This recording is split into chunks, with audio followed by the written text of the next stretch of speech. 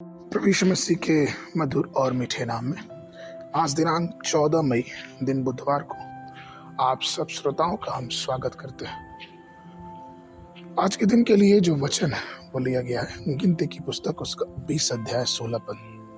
परंतु जब हमने यहोवा को दुहाई दी तब उसने हमारी सुनी और एक दूत को भेजकर हमें मिस्र से निकाल ले आया। सो अब हम कादेश नगर में हैं जो तेरे सीवाने पर है। प्रियो, हमारी प्रार्थना के साथ हमेशा विनती, स्तुति, धन्यवाद और मध्यस्थता भी शामिल रहती है। जब हम परमेश्वर से प्रार्थना करते हैं या फिर यूं कहें कि नियमित प्रार्थना हमारे साथ परमेश्वर की मध्यस्थता को जोड़ देता है। भविष्यवक्ता यिर्मयाह मध्यस्थता के लिए एक बहुत अच्छा उदाहरण है।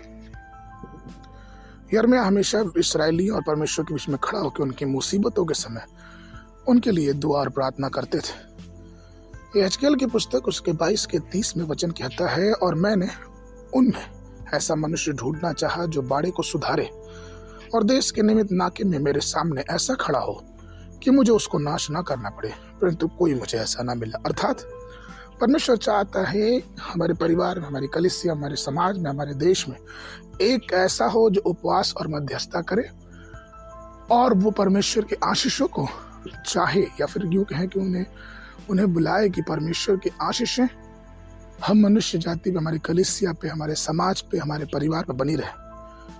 इसका सबसे अच्छा उदाहरण हम एस्तर की पुस्तक उसके 5वें अध्याय के 3 पद और 7वें अध्याय के 2 पद में पा सकते हैं। जब राजा अहसुएरुस के सामने एस्तर पहुंची तो उसने कहा कि तुम्हारी प्रार्थना क्या है, मैं तुम्हें क्या करूं।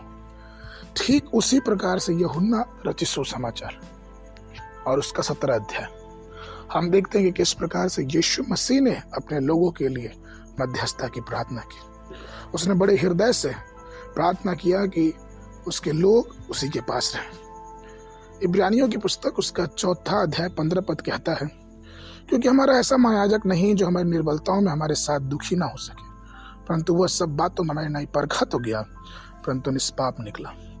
तो प्रियो, इसलिए हमारे लिए जरूरी ये है कि जब हम प्रभु के साथ हैं, अपने जीवनों में आगे बढ़ रहे हैं, हमें मध्यस्थता का भी जीवन जीना चाहिए।